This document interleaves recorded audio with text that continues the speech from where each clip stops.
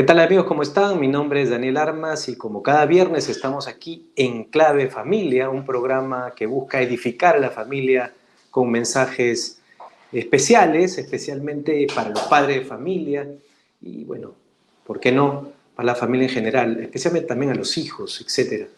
En algunas ocasiones hemos tenido pues parejas que dan testimonio, pero también, como en este caso, tenemos personalidades que nos pueden hablar y edificar a través de la enseñanza, del conocimiento. Hoy día tenemos como invitado a Ignacio Blanco. Él ha estudiado Humanidades, Filosofía y Teología en la Facultad de Teología Pontificia y Civil de Lima. Además, ha estudiado Lenguas y Ciencias Bíblicas en la Universidad Pontificia de Salamanca y es director de contenido de origen, vanguardia y cambio cultural. Bienvenido, Ignacio, ¿cómo estás? Muchas gracias, Daniel. Muchas gracias por la invitación. Buenas tardes con todos los oyentes. Bueno, yo ya te tenía en la mira, mi estimado Ignacio, porque conozco de tus conocimientos, conozco de tu vasta biblioteca, así que eres una persona que ha leído mucho y quería tener un programa donde hablemos del lado espiritual del ser humano. Es decir, entiendo que el ser humano es un ser integral, ¿no? Pero muchas veces no hablamos del lado espiritual de ese ser. Y probablemente las personas y los padres, sobre todo, pues en algún momento descubran solamente cuando tienen un problema acuden a su lado espiritual o en este caso a Dios, ¿no? Eh, ¿Cómo describes esa ignorancia sobre ese aspecto del ser humano? Bueno, primero habría que, pienso yo, que comentar un poquito que, como has dicho, el ser humano, yo te diría, sin temor a equivocarme, que en las principales culturas de la humanidad siempre se ha reconocido que tiene una dimensión espiritual o por lo menos llamémosla distinta de lo material, ¿no? Hay algo que no se ve, hay algo que pertenece al mundo de lo inmaterial, que es justamente lo espiritual. Y dependiendo de la cultura y del tipo de contexto histórico en el que nos situemos, esas características han devenido en distintas manifestaciones culturales en donde se da cabida justamente esa dimensión espiritual del ser humano. Descuidar la dimensión espiritual del ser humano es algo que es muy propio de nuestro tiempo. Incluso épocas digamos, en las cuales ha habido muchas guerras, muchas situaciones difíciles, había esclavitud, en fin, pensemos por ejemplo en la época del Imperio Romano. Sin embargo, había multiplicidad de religiones orientales, había mucha inquietud, mucha efervescencia por lo que está más allá de lo que se ve, ¿no? Por lo espiritual. Y hoy día nosotros vivimos en una sociedad, particularmente en Occidente, porque no podemos hablar de lo que pasa en Oriente ni en Oriente Medio, porque son culturas muy distintas, pero en Occidente, en donde nosotros nos movemos y de donde recibimos influjo cultural a través de la televisión, las redes sociales, Netflix, el cine, etc., el ámbito espiritual del ser humano sí creo que se puede afirmar que está descuidado. La cultura materialista y consumista en la que vivimos nos ha hecho de alguna manera, quizás por inercia o quizás también con alguna intencionalidad, pensar que la vida consiste en lo que está acá, en lo que se puede tocar, en lo que se puede lograr, y que de alguna manera la felicidad, esa paz interior que es lo que todos buscamos, nos va a venir cuando veamos satisfechas y colmadas todas nuestras expectativas de tener cosas, ¿no? Entonces yo creo que va un poquito por ahí. Hoy día la cultura nos lleva sobre todo a buscar tener. ¿En desmedro de qué? En desmedro de ser. Y el ser es algo que está mucho más vinculado con el ámbito espiritual, mientras que el tener es una dimensión que, digamos, se orienta más a cuestiones pasajeras, ¿no? Como lo material, porque lo Claro. material por definición es pasajero. Entonces hay un aspecto cultural que nos empuja en ese sentido, ¿no? Y eso ha impactado de distintas maneras en la manera como vemos el mundo, en la formación, en, qué sé yo, hasta en los programas escolares o universitarios, en donde hace cuando yo estudié en la universidad, hace 10 o 20 o 30 años atrás, por ejemplo, había siempre estudios generales, donde siempre habían temas de humanidades, ¿no? Que sin ser propiamente un tema espiritual, sin embargo, es algo que te ayuda a cultivar el espíritu. Y en ese sentido se acerca mucho a lo espiritual. Hoy día muchas universidades han suprimido eso y le han dado más cabida solamente a la formación técnica, ¿no? Eso es un síntoma, por ejemplo, ¿no? Las costumbres en la familia. Cada vez, sobre todo con la irrupción de las redes sociales, los espacios en donde se puede cultivar una dimensión más profunda de la persona, de incluso de las relaciones personales, conversar, por ejemplo, ¿no? La relación padres e hijos muchas veces se ve empobrecida porque los hijos están todo el día con algún tipo de dispositivo electrónico, los papás trabajando, luchando para que los hijos se desprendan de estos aparatos y todo eso va en desmedro de cultivar ¿qué cosa? Dimensiones de nuestra persona y de nuestras relaciones que nos ayuden a profundizar en ese espíritu, en eso que está más allá de lo evidente y que es lo que finalmente nos va a, de alguna manera, o de distintas maneras más bien, relacionar con Dios, ¿no? Y con todo lo que eso implica. Ahora, entiendo que hay personas que, de acuerdo a sus vivencias, van descubriendo este lado espiritual, que no lo han educado, que no sabían que lo tenían, o porque, bueno, lo intuyen, pero nunca se lo enseñaron. Pero llega un momento en la vida donde te das cuenta que lo material no es lo más importante y por lo general cuando ya uno entra a esa fase donde los familiares o los amigos empiezan a partir, es decir, empiezan a morir, uno empieza a darse cuenta que hay una dimensión, digamos, donde vamos a tener que aceptar ciertas realidades, pero que también hay cosas que no vemos, como bien lo has escrito, ¿no? Es decir, hay cosas que uno no ve y que por eso piensa que no existen, y entre esas cosas está Dios. Ahora,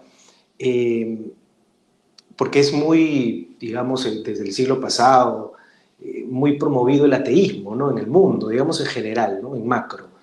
El ateísmo es algo muy difundido, es algo que no está, digamos, que no está contrarrestado, más bien todo lo contrario. Creo que en muchos países lo que se ha procurado es sacar a Dios del Estado, sacar a Dios del gobierno, que sea una mala palabra el hecho de hablar de Él, y por ende del lado espiritual de lo que estamos hablando en este momento, ¿no? Entonces, ¿qué opinión te merece el hecho de, por ejemplo, desde mi punto de vista, si uno quiere cultivar su lado espiritual, lo tiene que hacer a través de una religión, pues, ¿no? O sea, no podría haber una persona que sepa cosas espirituales de la nada, es decir, ese conocimiento tiene que venir de algún lado. Si yo quiero ser abogado, voy a estudiar Derecho en la universidad, pero si quiero saber un poco de mi lado espiritual, de Dios, tengo que ir a alguna religión, tengo que buscar a Dios a través ¿no? De una iglesia, etc. ¿Qué consejo nos puede dar? Bueno, yo soy católico, tú también, es la religión, digamos, universal, pero mucha gente, pues, en las casas que nos están viendo, dice, bueno, yo voy a misa, soy buena gente, no le hago mal a nadie. ¿Está cultivando su lado espiritual realmente? ¿O qué les decimos también? Hay dos preguntas en una. A la gente, pues, que no participa en ninguna iglesia y dice, bueno, yo estoy bien, mi lado espiritual está bien. Bueno, has tocado muchos temas, pero a ver, vamos tratando de desmenuzarlos un poco porque hay mucha riqueza en el fondo de todo esto. Y yo, lo primero que pienso es que tú mencionabas que en el siglo pasado hubo una gran, digamos, expansión del ateísmo y que el ateísmo ha logrado instalarse en la cultura del día de hoy. Es verdad, digamos, en el siglo XX incluso cuando uno estudia teología, estudia algunas teologías que se llaman teologías de la muerte de Dios, ¿no? Nietzsche, ¿no? Que decía que finalmente logramos matar a Dios, ¿no? Pero si te fijas bien, en países sobre todo como el nuestro, como Perú o algunos países de la región, es más difundido una especie de ateísmo práctico o agnosticismo, si quieres llamarlo. El agnosticismo se diferencia del ateísmo en que el ateísmo es afirmar abiertamente que Dios no existe, mientras que el agnosticismo es el que dice, mira, yo no sé si existe o no existe, pero yo vivo como si no existiera, ¿no? Y el ateísmo práctico es un poco lo mismo, es decir, yo sí digo que creo en Dios, soy bautizado, pero vivo como si Dios no existiera. Entonces, en la práctica es como si fuese ateo, ¿no? Y eso tiene una serie de implicancias en la vida personal, familiar y social muy grandes. ¿Por qué? Porque si uno lo ve históricamente, podemos fijar como fecha siempre caprichosa y ¿cómo se dice? Tentativa, pero la modernidad, que desde el punto de vista de la evolución de las ideas se suele, digamos, retrotraer a la Revolución Francesa en adelante, más o menos, ha sido un proceso histórico donde ha habido un desarrollo, digamos, ideológico y de muchas ideas que se han convertido en ideologías y que han terminado incluso muchas de ellas convirtiéndose en sistemas de orden político y social y cultural, en donde se le ha ido despojando a la religión de cualquier injerencia en la vida pública, ¿no? La religión a la sacristía, decían en la época de la Revolución Francesa en Francia, ¿no? Es decir, la religión tiene que ser una cuestión netamente personal, privada, de la persona, del individuo con Dios. Y eso no tiene por qué afectar o involucrar a la vida en común, a la sociedad, menos aún a la organización social o política, y menos aún a las políticas públicas, ¿no? Entonces, bueno, el análisis de eso tomaría muchos programas, pero esa situación ha llevado a que vivamos hoy día en una cultura y en un medio que tiene como implícito ese esquema de pensamiento. Entonces, desde el punto de vista de la religión, eso es un gran desafío. ¿Por qué? Porque tú tienes muchas personas que se dicen o que han nacido en un ambiente o en una familia católica, por hablar de católicos, ya que tú los has mencionado. Han hecho sus sacramentos, ¿no? Han sido bautizados, primera comunión, confirmación, pero culturalmente están inmersos en una dinámica social en la cual las personas no tienen una real ligazón con Dios en su vida, ¿no? Sino que es alguien de quien uno se acuerda, como decías antes, cuando alguien se muere, cuando alguien está en problemas, cuando alguien está en alguna necesidad. Ahí nos acordamos de, uy, por favor, que no pase esto, por favor, que pase lo otro, por favor, ayúdame a conseguir trabajo. O sana a mi hijo, ¿no? Cuando ya te empieza a tocar, digamos. Exacto.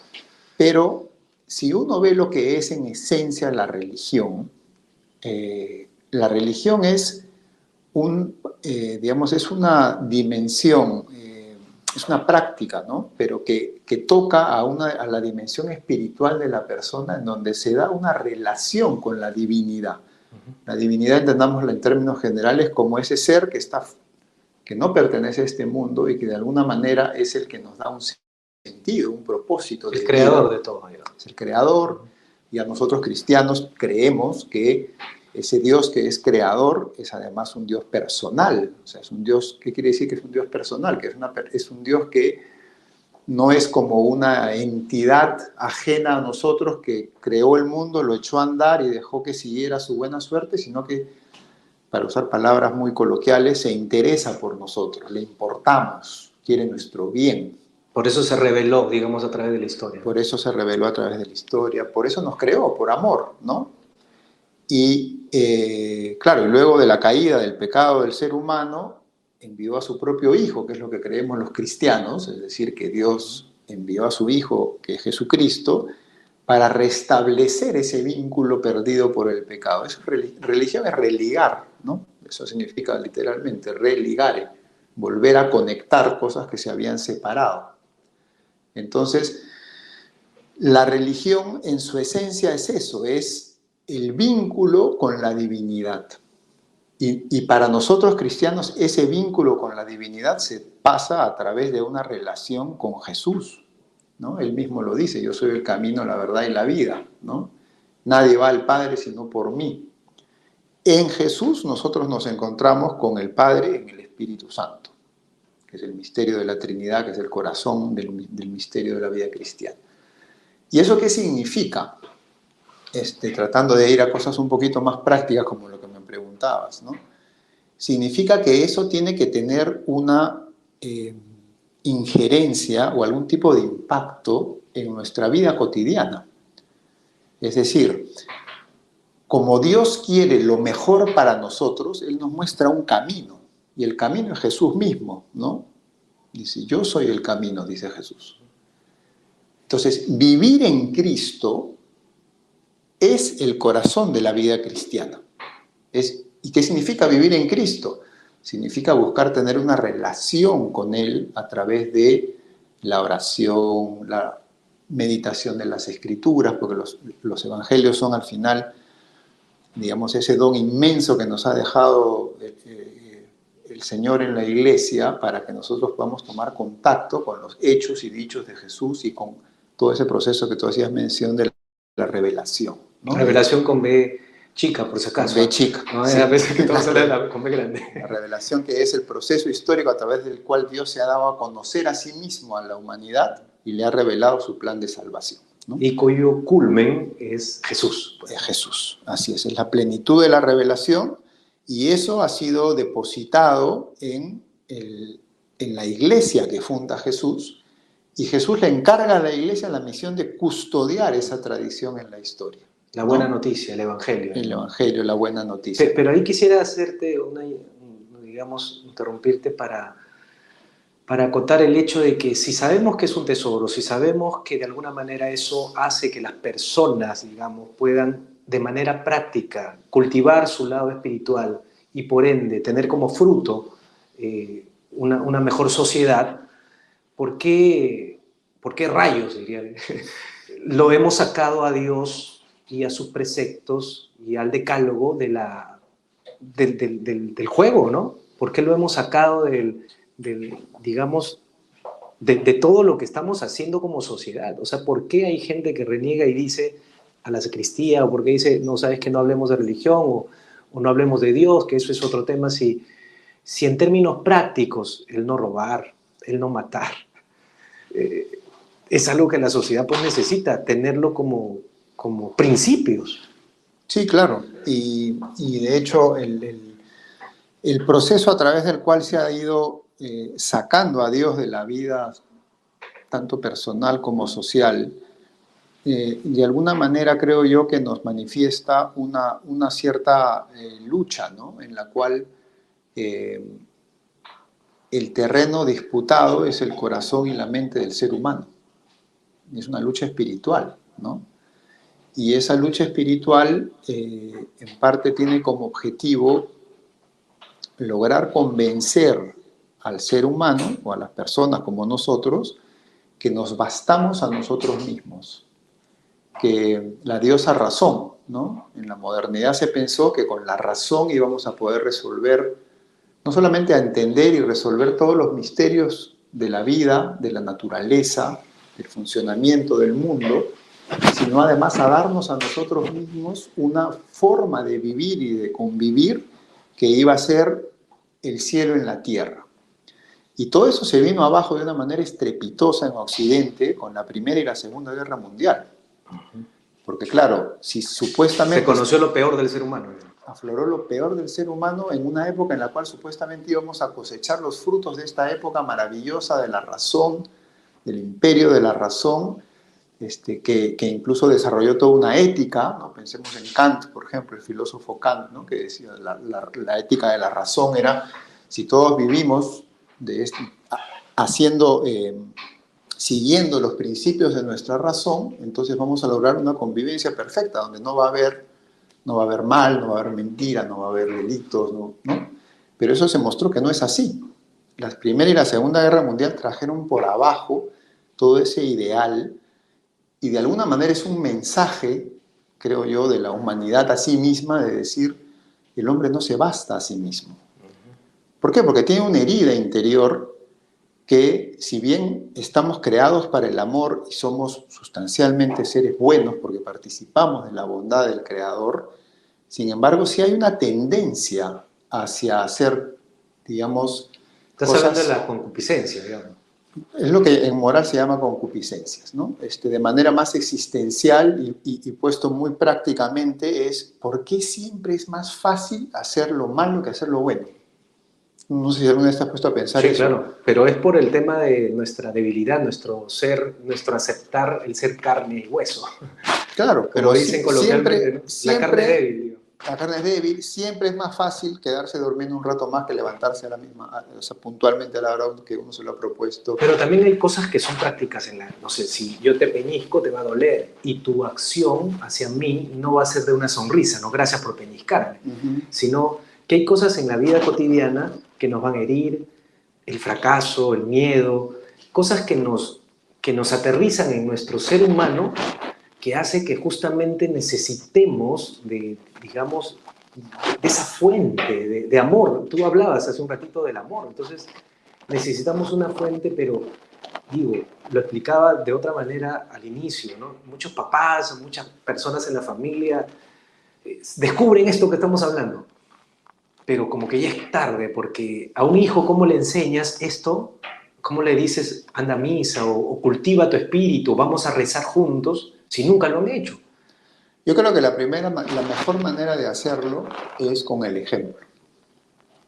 Hay un dicho que popular, digamos, que se usa mucho en ética, que dice las palabras mueven, pero el ejemplo arrastra, ¿no?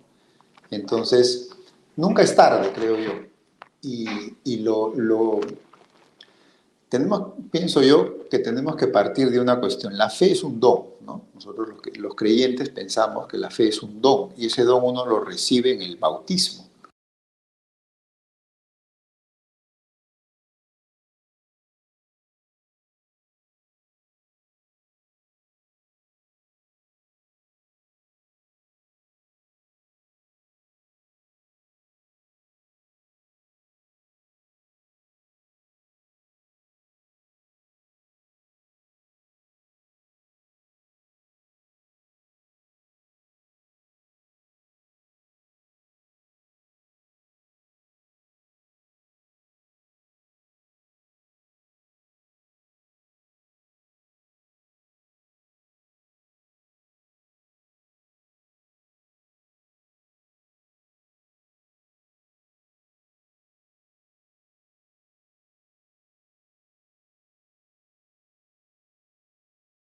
Cultivar la semilla para que dé fruto, eso es la vida espiritual, ¿no? Y siguiendo con la analogía, así como cuando uno quiere sembrar, hoy día ya pues en la vida urbana ninguno de nosotros tiene la experiencia de sembrar nada, pero en el colegio, por lo menos en mi época, no sé si ahora se sigue haciendo, te hacían sembrar un frijolito o en una macetita unas semillas de tomate o algún vegetal para que... Y uno sabe que tienes que regar, que tienes que quitar la mala hierba, ¿no? Que tienes que estar atento a ver si, no sé, por ahí le entró pues algún tipo de bicho a la plantita para echarle limpiarla o que tome sol, etc. La vida espiritual es igual. Es decir, si la fe es una semilla que ha sido depositada como un don en nuestro corazón, para florecer contamos con la gracia de Dios, ¿no? Pero no va a pasar nada, por decirlo así, si es que nosotros también no ponemos de nuestra parte. ¿Y qué significa poner de nuestra parte? Es justamente esa disposición interior a decir, ya Señor, yo sí quiero vivir en relación contigo, ¿no? A veces se tiende a pensar, los que somos cristianos y católicos, que la gracia de Dios, no siempre he escuchado, ¿no? Si no pides que la gracia de Dios no vas a poder hacer nada. Jesús mismo lo dice, ¿no? Sin mí no podéis hacer nada. La gracia no es una cosa, no es una fuerza magnética que Dios te da para moverte, como los Jedi después de Star Wars, ¿no? O sea, no, la gracia no es eso, la gracia es la relación con Dios. La gracia es Cristo mismo. Entonces, estar en gracia es vivir ese estado en el cual uno busca asemejarse cada vez más a Jesús y para eso se esfuerza por vivir como Él vivió, por pensar como Él piensa, por nutrirse de su palabra y contrastar permanentemente tu vida concreta, cómo te comportas si eres padre de familia con tus hijos y tu esposa, si eres hijo, cómo te comportas con tus hermanos y con tus padres, con tus abuelos, con tus amigos. Contrastar eso con lo que nos enseña Jesús, con lo que la iglesia enseña, que es lo que enseña Jesús, ¿no? Ya, Entonces, pero la gracia, digamos, también se obtiene a través de los sacramentos. es que los sacramentos justamente son ese espacio que ha creado Dios en medio de nuestra vida para darse a nosotros y encontrarnos con Él. Y ahí hay otra cosa que el común de las personas no entiende, ¿no? Porque no estudió teología o tal vez no llevó religión en el colegio, Sí, etcétera, o porque la práctica religiosa te va llevando a una rutinización en donde al final lo que te queda es tengo que ir a misa, porque es una especie de precepto que hay que cumplir. Porque si no lo cumples, Dios te va a castigar, Dios se va a molestar, si estás en malas con Dios, pucha, te va a ir mal en el trabajo, te va a salir el loco. Pero es exactamente al revés. A mí me gusta siempre pensar así. No es que no ir a misa esté mal porque la iglesia lo dice, sino que, perdón, al revés, no es que porque la iglesia lo dice esté mal, sino que está mal, o sea, la iglesia lo dice porque está mal. Es decir, la misa, que para muchos puede ser una cosa cansina, repetitiva, escuchar a un sacerdote, que a veces yo te confieso, yo soy laico, o sea, yo voy a misa y tengo que escuchar al cura y a veces las homilías, sí, pues son aburridas, son largas a veces, ¿no? Tú dices, oye, ¿por qué hablas tanto, no? Pero lo importante de la misa no es tanto lo que dice el sacerdote. El sacerdote lo que trata de hacer en la homilía es explicar la palabra que se acaba de leer para que justamente hagamos el ejercicio de nutrirnos de esa palabra de Dios. Pero lo más importante es lo que sucede en el sacrificio del altar, que es que Jesús mismo se vuelve a hacer presente ahí y Él es el alimento, Él mismo es el alimento que se nos da una vez más para poder alimentar nuestro espíritu. Y en torno a eso giran un montón de cosas. Porque para tú acercarte a la Eucaristía y alimentar tu espíritu, tienes que estar preparado. Entonces, si no estás preparado, hay un sacramento que es el sacramento de la confesión, en donde también está Cristo presente en el sacerdote, que te perdona una vez más así. Pensemos en la parábola del hijo pródigo rápidamente, ¿no? Y eso tiene que llevarte a consecuencias en tu vida cotidiana. Es decir, si tú estabas peleado con tu hermano de repente y te confiesas y comulgas, eso te da fuerza, te pone en el camino correcto como para a partir de eso tú tratar de entablar una reconciliación con esa persona con la que puedas estar en conflicto. O si tienes un vicio contra el cual estás luchando, te fortalece para poder mantenerte en el buen camino. Y de eso se trata la conversión, justamente, Ahora, ¿no? es interesante cuando, por ejemplo, no sé, pues si estuviera pasando por aquí y nos ve una persona que no va a la iglesia, que no cree en Dios, y dice, sí, pero sí es interesante ese punto en el que nosotros sí tenemos que aceptar que somos humanos, que no somos dioses, que tenemos limitaciones, que sentimos, que somos muchas veces emociones con piernas, ¿no? Y que tenemos una vida real que nos golpea, en el cual sentimos pues lo que describí hace un rato, ¿no? Miedo, frustración, cólera, ira, etcétera, ¿no? Entonces, necesitamos, o sea, eso creo que tendría que quedar como una premisa que nadie podría refutar, es decir, todos tenemos que ir a la fuente, todos hemos sido creados, nosotros no nos creamos solos, yo no me creo solo, tú tampoco, nadie de los que está aquí en Canal B se ha creado solo, Totalmente. no nos hemos creado solos. ¿Eso es tan difícil de explicarle a la gente que no cree en Dios? Mira, yo creo que, a ver, sí es difícil, pero creo que hay una experiencia humana que todos tenemos, seamos creyentes o no creyentes, confusos, con dudas o muy seguros de nuestra fe, que es que hay algún momento en la vida en que uno, de repente, cuando experimenta la pérdida de un ser querido, cuando uno mismo ha estado de repente cerca a la muerte, o cuando hay algo que te va muy mal, o de repente también te va muy bien, y de repente te impacta algo y dices, aquí hay una desproporción. O cuando te salvas no sé, de un accidente y es imposible que te salves. Y tú dices, ¿qué Exacto, tú pasó? dices, acá hay una desproporción, ¿no? Entre lo que yo hice y el resultado hay algo más, o por otro lado te puede agarrar, como por ejemplo diciendo, eh, bueno, una persona que vive, qué sé yo, se muere de 55 años, exitoso, todo le va bien, y de repente un día a otro se acabó. Ujú. Y lo ves ahí en El el ataúd. velorio, en el ataúd, y dices, ¿de qué va la vida? ¿No? O sea, todo lo que hizo, todos los logros que tuvo, ¿qué le queda? ¿Qué se lleva? Yo me acuerdo en el colegio nos enseñaron un poema, las coplas de Jorge Manrique, no sé si te acuerdas o las conoces, pero unas coplas que le escribe él a su padre que muere, un poeta de español del siglo XVI, si no me equivoco. Recuerda el alma dormida, viva el seso y despierta con la muerte tan callando, ¿no? Cuán presto se va el placer como si después de acordado dolor. Y una parte dice que los ricos y los pobres, todos vamos a recorrer el mismo río que desemboca en el mar, que es la muerte. Todos nos vamos a morir.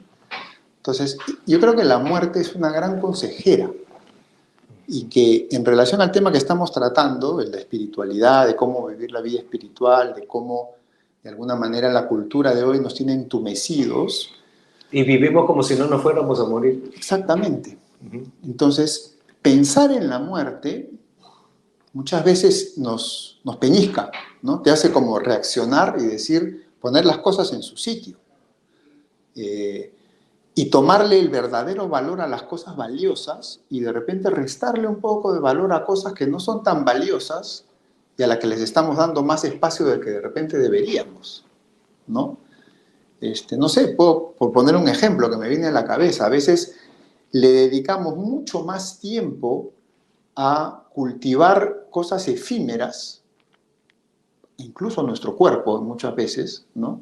Más allá de lo saludable, que a cultivar cosas trascendentes, como pueden ser relaciones humanas, las relaciones a veces en la misma casa, ¿no? Entre padres, hijos, Ujú. hermanos, o relaciones Claro, con los que amigos. valdría O, la pena estar peleando con la familia, alejado, o discutiendo, y después que se te vaya la vida y después tú quieras retroceder cuando el tiempo no se puede retroceder. exacto. Y ese creo que sería el mensaje también para las familias, ¿no? Para los padres, los hijos, los hermanos que paran tal vez en pleitos. Entonces la familia, en relación con todo lo que hemos venido hablando, yo creo que es un espacio privilegiado en el cual se pueden hacer varias cosas, ¿no? En primer lugar, se puede vivir una dimensión espiritual, ¿no? Comenzando evidentemente por los mayores, porque esa es la lógica de la vida. Los mayores siempre tienen o tenemos una experiencia adquirida que podemos transmitir a los menores en las cosas buenas y enseñarles a no cometer los mismos errores que podemos haber cometido nosotros. Y una de las cosas buenas que se puede transmitir es justamente esto, decir, miren, en la vida hay una dimensión espiritual que tiene que ser cultivada, porque eso es al final lo único que te va a dar un sentido de vida. Ahora se habla mucho del propósito, ¿no? El propósito, el propósito. Bueno, el propósito tiene mucho que ver con lo espiritual. El Porque uno tiene pro... que descubrir su propósito, su misión, su Exacto, vocación, a través de la vocación, esa misión que todos debemos de tener, solo que exacto. algunos no la descubren. Entonces, por un lado eso, ¿no? El vivirlo y vivirlo juntos. Y eso se puede concretizar en cosas muy específicas o prácticas, como por ejemplo tener algún espacio de oración en común o de reflexión en común, tratar de hablar de temas que cultiven la interioridad, la reflexión, la meditación, el ir más allá de lo epidérmico, de lo rutinario cotidiano.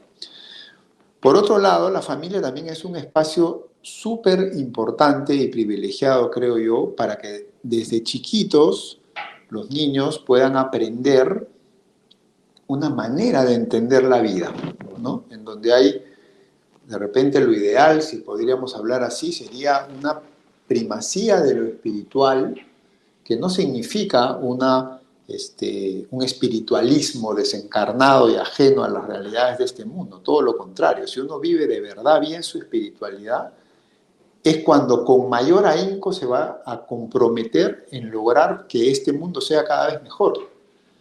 Por ejemplo, si tú eres un hombre de verdad espiritual, creo yo, vas a ser mucho más sensible a las necesidades de las personas que menos tienen que una persona que es totalmente materialista y vive sumido en el consumismo o en otros ismos, y le importa poco o nada que hayan personas al costado que estén muriéndose de hambre, que no tengan ropa, que sufran males físicos porque no tienen dinero para hacerse atender. Si tú de verdad estás conectado con tu dimensión espiritual, esa realidad no te va a ser ajena. Ya te hace más sensible, digamos, hacia el hermano, hacia el prójimo. A lo humano, ¿no? A las necesidades de lo humano. Y eso te permite como estar en una frecuencia, si estás conectado con el espíritu, que es la vida espiritual, en una frecuencia en donde te vas a dar cuenta de las cosas, ¿no? ¿Cuántas veces nos puede haber pasado, por ejemplo, que de repente, no sé, trabajamos en un sitio y hay un compañero, una compañera de trabajo y de repente un día deja de venir y después nos enteramos que está en una depresión terrible? Y la teníamos al costado, la veíamos todos los días a esta persona y de repente nunca nos dimos cuenta que estaba sufriendo. Y quizá eso puede ser porque nosotros estamos tan ensimismados, tan pendientes de nuestros propios problemas, tan pendientes de cosas, digamos, que no necesariamente están vinculadas con lo nuclear de nuestra vida interior, del espíritu, que no somos, no hay como que, no hay oído para la realidad del otro, para el prójimo que es el que está cerca de ti. Mientras que al revés, yo creo, si uno está de verdad conectado con su interior, cultiva su espiritualidad, etcétera, eso te hace más sensible, te dispone mejor a estar atento a las necesidades de los demás. Y son como círculos concéntricos, porque es lo que enseña el Evangelio, ¿no? Ama a tu prójimo como a ti mismo, ¿no? Entonces son como círculos concéntricos. Uno con uno mismo, que tiene que amarse a sí mismo, como Jesús nos ama. Los que vienen inmediatamente después, ¿quiénes son? De repente tu padre, tus hermanos, familia, ¿no? tu familia. Después vienen los amigos de repente, la gente de tu trabajo y así, y vas ampliando. Y esa es de alguna manera una forma de entender cómo vivir el amor cristiano, el amor que Jesús nos enseña, cumpliendo ese mandato suyo, ¿no? Ama a tu prójimo como a ti mismo. Y eso es importante dejarlo en claro porque a veces pensamos cuando hablamos de prójimo, hablamos, no, de la persona lejana. Y el prójimo más próximo es pues, nuestra familia, quienes viven con nosotros, quienes comparten el mismo techo. Y muchas veces estamos bien con la gente de afuera de la casa y estamos mal con la gente que vive con nosotros. Pasa mucho, ¿no? Entonces, sería importante que justo lo que estamos hablando se aplique, ¿no? Que la gente pueda comprender que esta dimensión espiritual se empieza a aplicar desde casa y que probablemente para afuera de casa, para la gente que tiene una vocación, digamos, de búsqueda de Dios y esta vocación espiritual de la cual hablamos, probablemente seamos la única Biblia que la gente lea por lo que ve, ni siquiera sí, por lo que va a leer, sino por lo que ve. Muy buena categorización. En nuestra vida es como un reflejo, digamos, en el cual mucha gente puede decir, mira, este tipo vive algo interesante, ¿qué será? ¿No? Y alguien que de repente no está viviendo su espiritualidad, su vida espiritual, puede decir, oye, yo quiero, lo que tú estés haciendo yo también lo quiero hacer, porque te veo contento, te veo integrado, te veo, no sé, servicial, tranquilo, en paz, ¿no? Entonces el ejemplo, volvemos al tema del ejemplo, es muy potente y de repente es lo más potente para poder, respondiendo a una de las cosas que me comentabas de cómo hacer, ¿no? Para poder involucrar a personas que de repente están un poco alejadas de su interioridad, es con el propio ejemplo, porque muchas veces, sobre todo en padres e hijos, creo yo, papá, mamá e hijos, tienes que ¿no? Tienes que ir a misa, tienes que hacer esto, o no hagas lo otro, a la persona joven le causa rechazo, pues, ¿no? Ujú. Entonces el ejemplo creo que es más eficaz. Es verdad. Ahora, conozco de primera mano, digamos, grupos que han ayudado a la sanación, digamos, familiar, ¿no? Por ejemplo, yo soy un convencido, ¿no? La base de la sociedad es la familia, pero la base de la familia es la pareja. Y hay muchas parejas, pues, que tienen, tal vez, digamos, la estadística muy alta. En este caso, en el Perú, la estadística está subiendo, ¿no? De parejas que se separan, de divorcios, etcétera. Y, pero sí existe, digamos, estos grupos, estas comunidades que dan esa posibilidad de decir, oye, mira, hay cosas que de tu lado espiritual no has estado cultivando, te has alejado del camino, te has alejado de Dios, ha entrado un vicio o una mala costumbre, un mal hábito, etcétera, etcétera, y no has tenido bien el derrotero, el norte. Entonces te has desviado. Pero mira, acá hay la posibilidad. Y cuando entran por el lado espiritual de esas personas, yo he visto sanaciones completas. Uh-huh. Y la sanación de la persona, la sanación de la pareja y la sanación de la familia. Entonces, lo que estamos hablando sí tiene, digamos, una recurrencia práctica en lo concreto, en lo material, digamos, en lo tangible, digamos. No, no es Totalmente. que sea, estamos hablando, no, estamos, Lo que pasa es que estamos hablando de lo cosas que... difícil, Daniel, muchas veces es que como lo espiritual no se ve y no se puede medir fácilmente, pensamos que no importa, ¿no? O sea, ¿quién de nosotros, vamos a poner desde lo más evidente a escalas hasta lo menos evidente? ¿Quién puede pasarse más de 3 o 4 minutos sin respirar? Bueno, uno de esos tipos que hacen apnea, que bucean o de repente, pero bueno, más de 10 no dura nadie. Si tú dejas de respirar, inmediatamente te das cuenta de que es una necesidad respirar y no lo vas a dejar de hacer y te angustias si es que no puedes respirar. Con la comida puedes aguantar un poco más, unas cuantas horas sin comer. Hay gente que por ansiedad de repente necesita comer más frecuentemente, pero ya 24 horas, 48 o sin agua, ¿no? Ya estás que te mueres. O sea, tu cuerpo te pide comer o beber, ¿no? Con las relaciones sociales, igual. O sea, estar solo es algo difícil, que cuesta. Pasan los días, de repente, no sé, una semana, me imagino yo, estar solo una semana, ya quieres encontrarte con alguien, quieres hablar, quieres contar, quieres reírte, quieres lo que sea.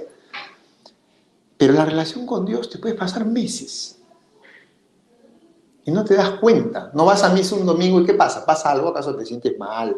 ¿Te duele la cabeza? No pasa nada. Aparentemente no pasa nada. Pero sí pasa.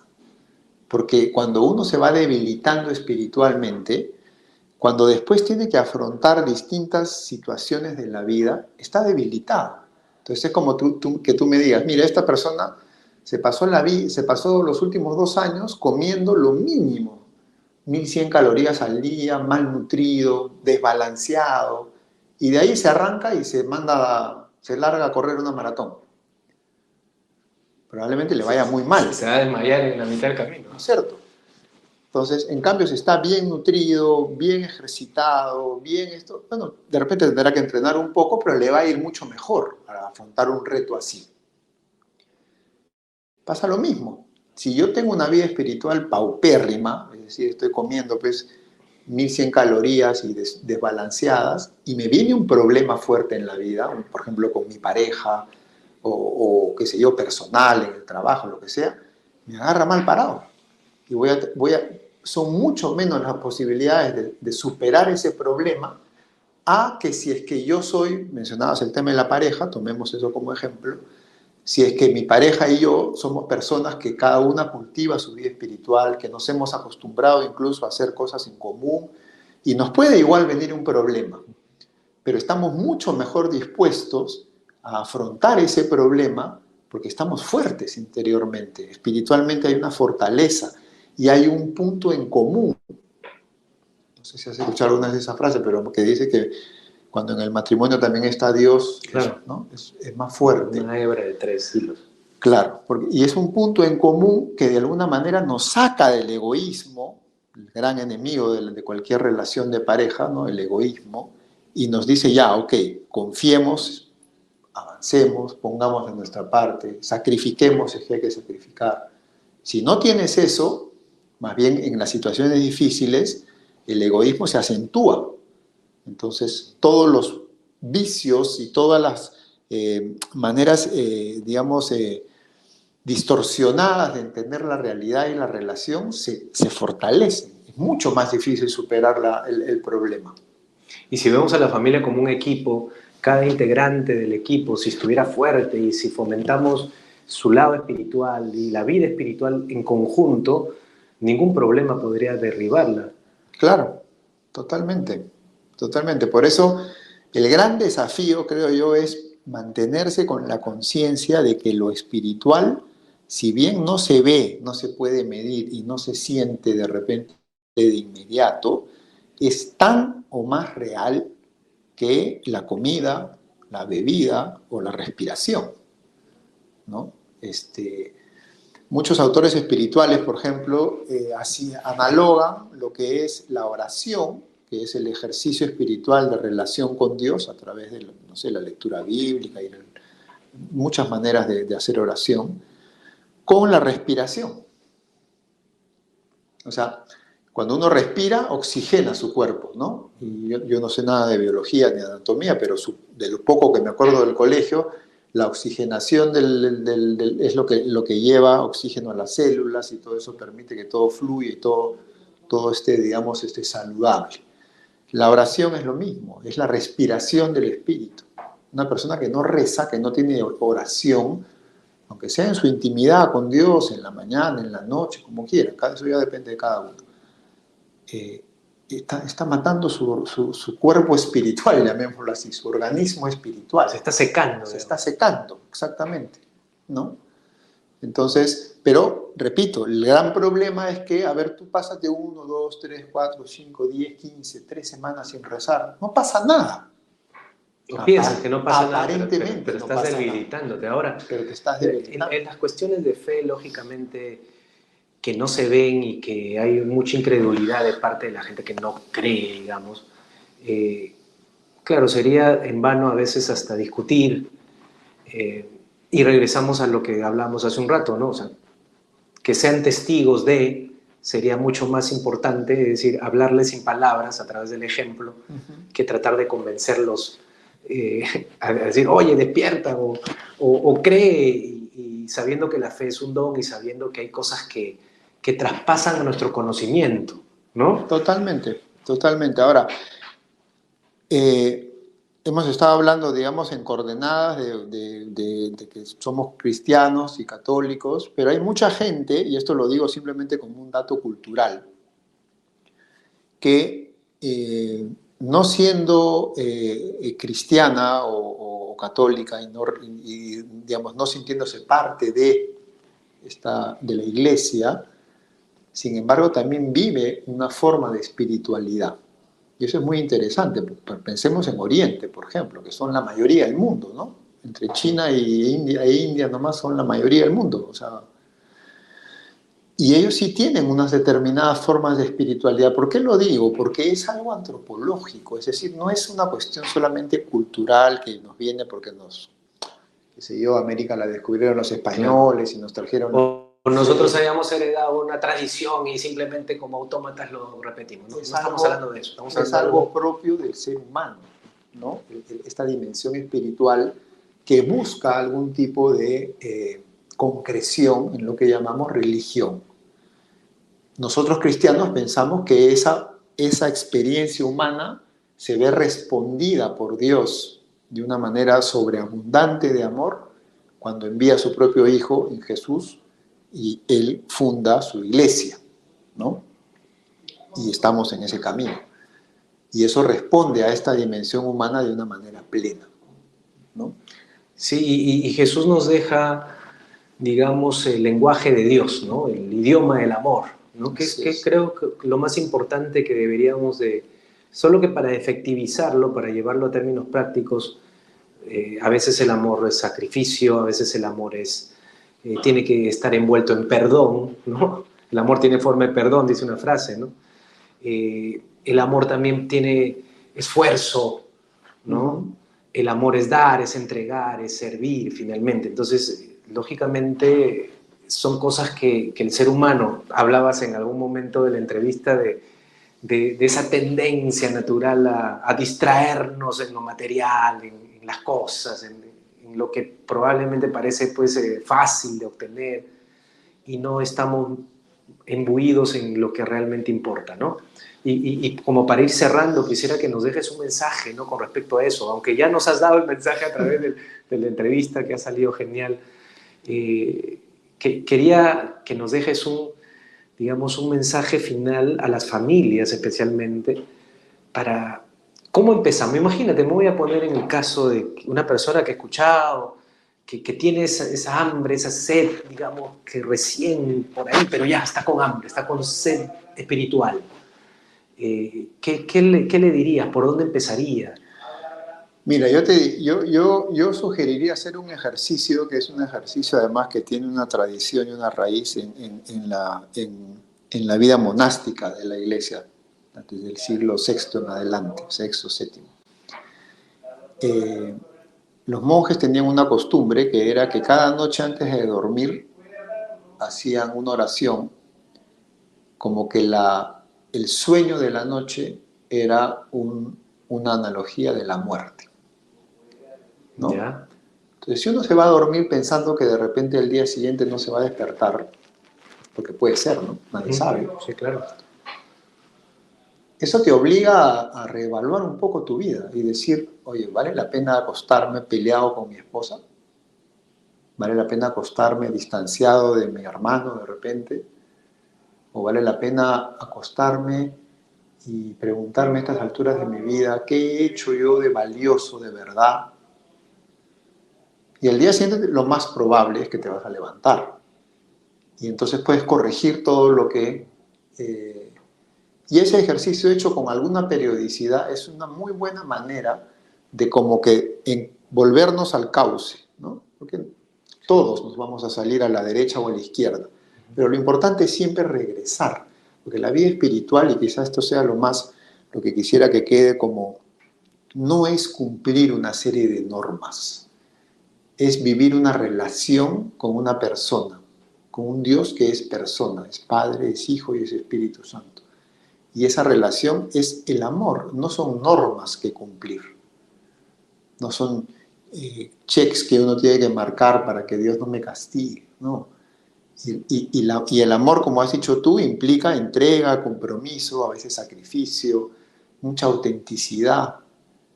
Y estoy seguro que que nos sorprenderíamos de lo infinitamente mayor que es lo que vamos a recibir de lo que nosotros podemos dar.